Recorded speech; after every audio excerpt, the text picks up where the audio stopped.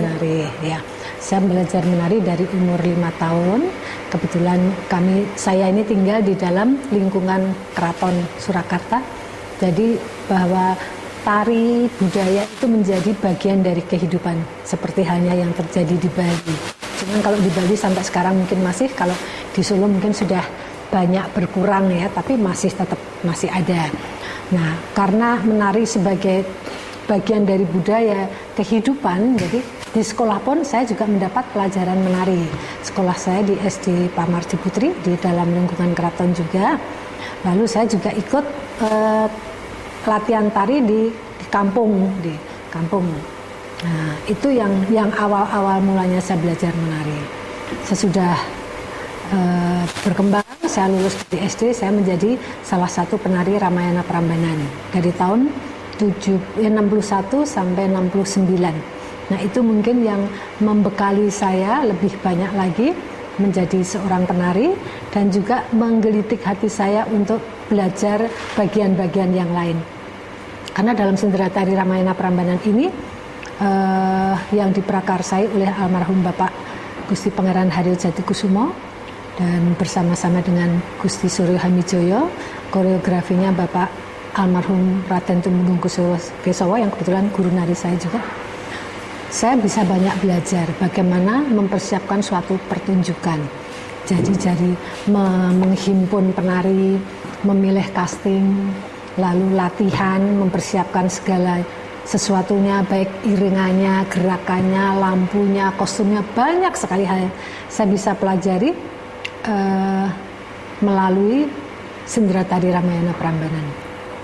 Nah, di samping itu saya kebetulan juga sering mendapat kesempatan untuk ikut misi kesenian ke luar negeri. Itu lebih menempa juga pada saya untuk harus menjadi penari yang mandiri, artinya harus bisa berias sendiri, harus bisa dandan sendiri, harus bisa berkolaborasi dengan teman-teman dari suku yang lain, karena tidak hanya Jawa saja, tapi ada Bali, ada Sunda, ada Sumatera, ada Kalimantan, yang masing-masing pasti punya karakter yang berbeda-beda. Jadi di situ suatu keuntungan buat saya juga menempa diri saya menjadi lebih dewasa menghadapi pergaulan dalam kehidupan ini yang jauh dari orang tua. Nah, setelah itu waktu saya sesudah menikah saya pindah di Jakarta pada tahun 76. Sebelum itu saya ikut Jaya Budaya. Mas Cok mungkin juga tahu Jaya Budaya. Saya terlibat di situ. Di antaranya ada Mas Karjono almarhum, ada Mas Kislamet penari-penari Barata, Mas Sentot sendiri, Mas Salmurgianto, lalu yang diprakarsai oleh almarhum Bapak Jaya Kusuma.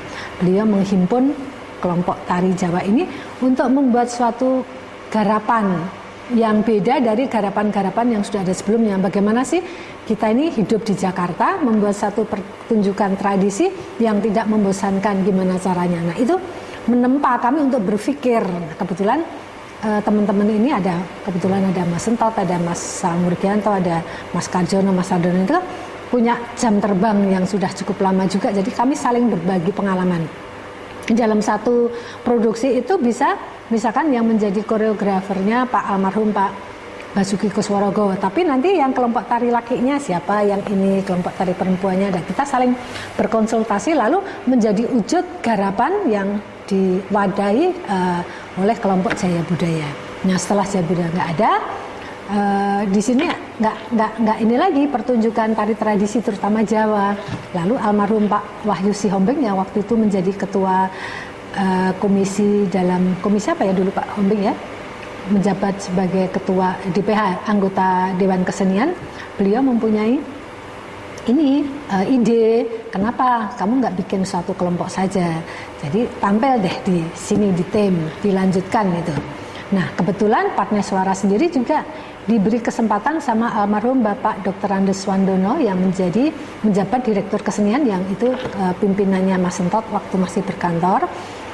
Beliau memberikan kesempatan pada saya untuk menggarap dalam labnya Direktorat Kesenian. Kita latihan bersama, lalu kita membuat satu karya dibiayai oleh Direktorat Kesenian. Jadi kita tinggal mikir artnya saja. Itu hal yang sangat menolong bagi saya, terutama mungkin bagi penari-penari yang lain. Kalau Ada yang sudah menyediakan dananya, kita tinggal berpikir saja istilahnya gitu. Kita bikin suatu karya, lalu perdananya dipentaskan di Direktorat Kesenian, judulnya Damar Wulan. Nah, waktu itu biasanya Langendrian Damar Wulan ini penarinya semuanya perempuan. Tapi saya membuat pertama kali yang tokoh laki juga dimainkan laki, yang perempuan-perempuan. Nah, kebetulan kami juga bergabung dengan teman-teman dari STSI, ada Mas Wahyu Santoso Prabowo yang selalu menjadi tokoh Putra Alus yang sampai sekarang selalu partneran sampai dengan saya, jadi dari tahun 76 sampai sekarang. Nah, sudah sama-sama tua.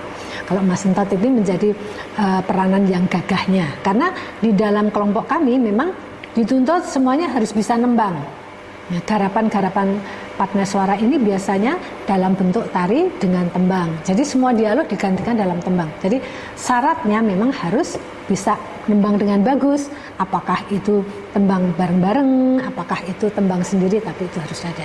Nah, itu yang terjadi. Lalu Pak Hombeng ini namanya apa gitu, kelompok ini. Terus saya pikir apa ya Pak Hombeng, udah kelompok tari Retno aja, saya nggak mau, kok kurang nyeni saya gitu. Terus cari nama, akhirnya ketemu nama Padneswara. Nah, puji Tuhan dengan didukung teman-teman, dengan masih diemong, Mas Entot juga selalu ngemong, lalu Mas Trisabto, lalu teman-teman yang lain sama mendukung, Padneswara puji Tuhan sampai sekarang masih bisa mementaskan karya-karyanya bersama teman-teman yang lain.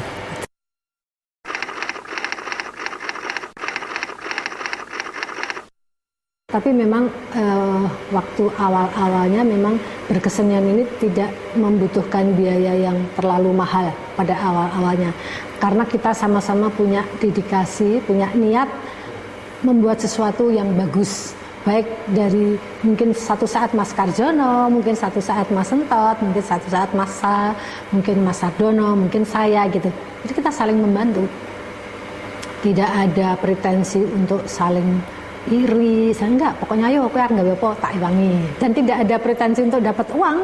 Waktu itu memang kita sama-sama, saya kira sama-sama begitu pada awal-awalnya, dan kehidupan juga masih belum sesulit sekarang. Jadi saya juga bisa minta tolong, karena saya kan tidak bisa sendiri Mas, harus ada teman-teman karawitannya, harus ada periasnya, harus ada penari-penari pendukung yang lain di luar kelompok kami yang mungkin ya saya harus memikirkan bagaimana saya bisa menghargai mereka, meskipun mungkin belum cukup, tapi paling enggak ada lah gitu.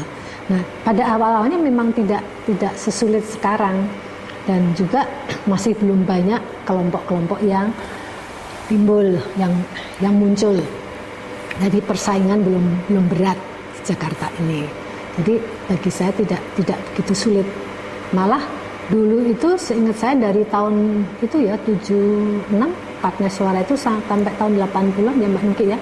Saya kerja sendiri, cari dana sendiri, jual tiket, ini ngerancang pakaian, bikin ini saya sendiri. Tapi seneng-seneng aja. Nah, lama-lama saya pikir, ya masa sih saya harus gini terus ya? Kenapa saya tidak berbagi dengan yang lain? Lalu saya mencoba teman-teman saya ajak yang satu niat. Artinya kita memang manusia itu butuh bohong kalau kita nggak butuh materi. Tapi bukan itu yang terutama. Jadi itu untuk menjadi penyemangat kita gitu. Tapi nanti kalau kita memang sudah bisa menghasilkan sesuatu yang bagus, itu dengan sendirinya akan datang. Saya percaya begitu aja. Dan memang itu yang terjadi. Kalau dulu ada teman yang mau ujian kita bantu, seperti Masal dulu mau ujian kita bantu sekeluarga. Saya Mas Entot, Ruri masih bayi, saya bawa ke Jogja bantu ujiannya Masal, kita jalanin. Mas Trisabto juga. Nah, mungkin untuk yang lain juga begitu.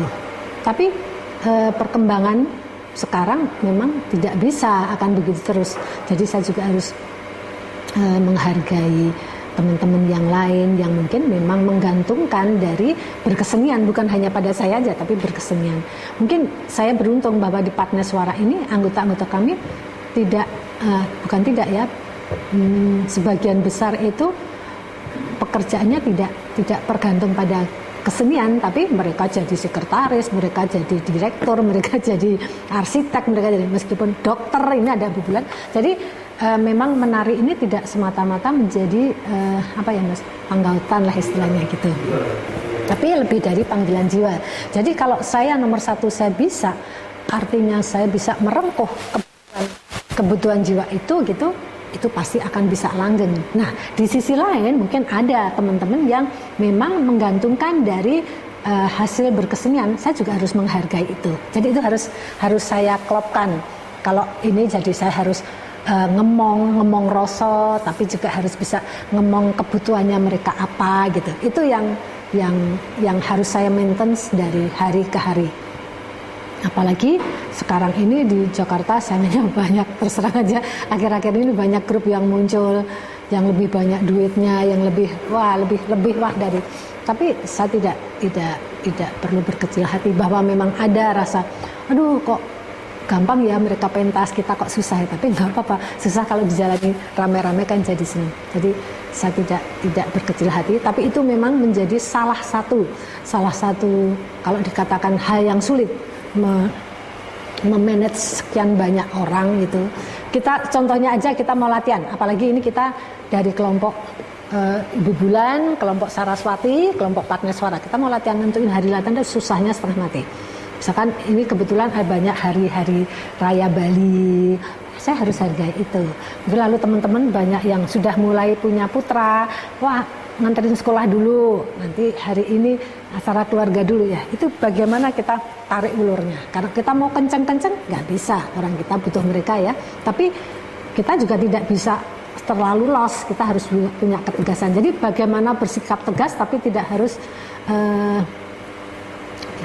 tidak tegang, tidak kaku lah, tegas tapi tidak kaku itu. Jadi tegas tapi luwes, itu yang harus dicari kuncinya bagaimana. Lalu juga masalah tempat latihan. Di Jakarta ini tempat latihan juga tidak gampang. Contohnya aja, sekarang IKJ mau direnovasi aja, saya udah mikir nanti kalau latihan pakai gamelan di mana ya. Karena terus terang aja Padneswara nggak punya apa-apa, nggak punya backing, nggak punya uang yang cukup. Kita punya uang kalau kita pentas bisa nyisihin, tapi itu dibalik lagi nanti lalu buat produksi lagi. Jadi memang kita atur begitu. Tapi kalau yang namanya Padneswara tidak berbentuk yayasan, tidak ada yang mendanai rutin, nggak ada. Ya materinya kita ini semuanya gitu.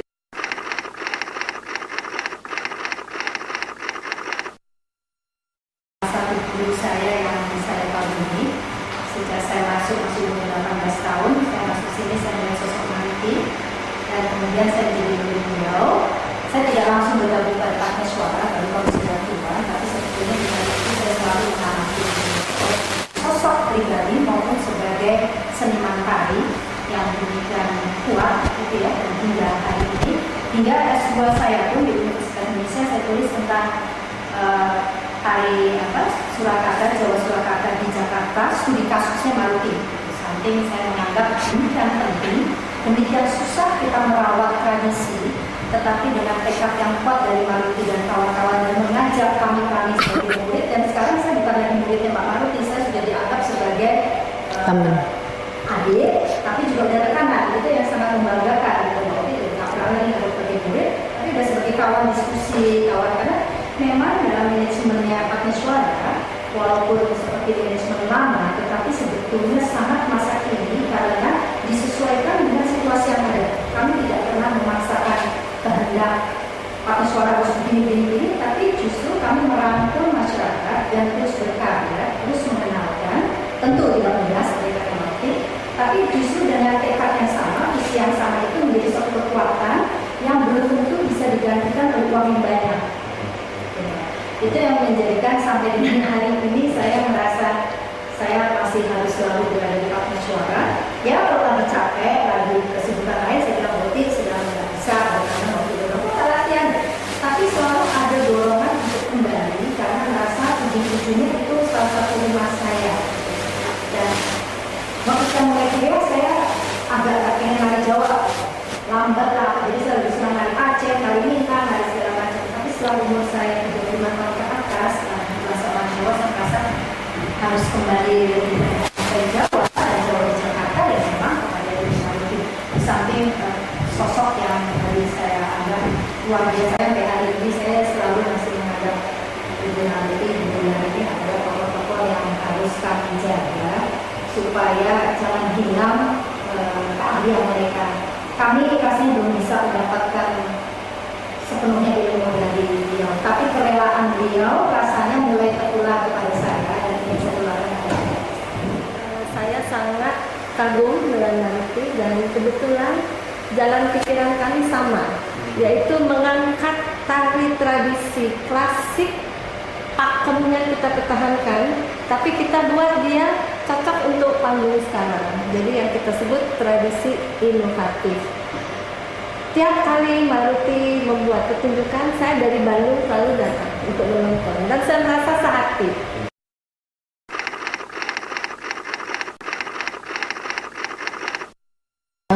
Pasti harapan saya jangan mundur, jangan berhenti, terus maju, ayo gitu. Dan saya melihat banyak justru di Solo, di Bali, saya dengar banyak penabuh kecil, penari-penari kecil. Saya sangat gembira sekali. Saya punya harapan. Mungkin kalau di Jakarta saya belum melihat, karena Jakarta lebih yang muncul lebih yang tua-tua, ya. Tapi nggak apa-apa, biarin aja. Jadi kita tidak usah berkecil hati, tidak usah kok begini, jalani aja deh. Nanti pasti ada hikmahnya semua. Ya.